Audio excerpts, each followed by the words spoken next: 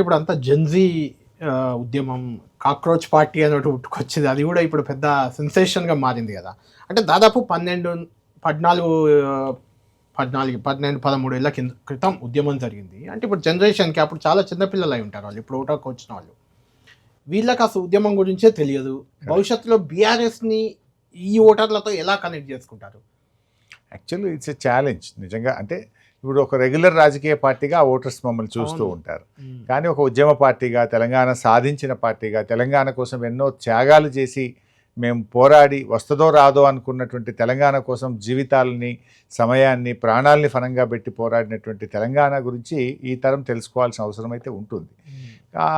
ఆ వైపు మేము కూడా కొంత ప్రయత్నం చేయాలి. ఒకటి అంటే నిజంగా తెలంగాణ వచ్చుండకపోతే ఈరోజు తెలంగాణ ప్రాంత ప్రజల పరిస్థితి ఎలా ఉండేది, ఆనాడు ఎట్లా ఉంది, ఈరోజు ఎంత మార్పు వచ్చింది. తెలంగాణ వచ్చిన ఈ 12.5 సంవత్సరాల్లో విద్యలో, వైద్యంలో, సాగునీటి రంగంలో, త్రాగునీటి రంగంలో, విద్యుత్ రంగంలో, అభివృద్ధిలో, కొత్త జిల్లాల ఏర్పాట్లో అనేక గుణాత్మకమైనటువంటి మార్పు, అద్భుతమైనటువంటి ప్రగతిని తెలంగాణ సాధించింది.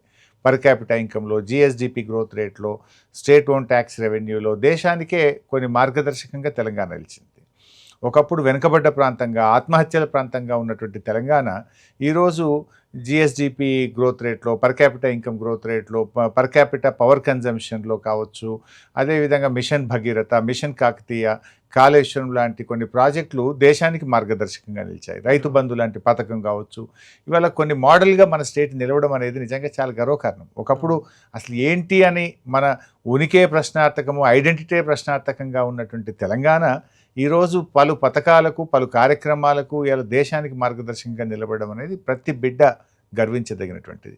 అయితే ఒక రాజకీయ పార్టీగా డెఫినెట్గా మేము కూడా వివిధ సందర్భాలను బాగా ఉపయోగించుకోవాల్సి ఉండనేమో నాకు కూడా అనిపించింది. అంటే మేము రాష్ట్రం ఏర్పడ్డ తర్వాత కేసీఆర్ గారు రాష్ట్ర అభివృద్ధి మీద, రాష్ట్ర ప్రజలకు ఉద్యమ ఫలాలు అందాలనే దాని మీద చేసినంత ఫోకస్ రాజకీయంగా కానీ లేదు, ఐడెంటిటీ మీద మేము చేయాల్సినంత చేయలేదేమో అనేది అయితే నా భావన.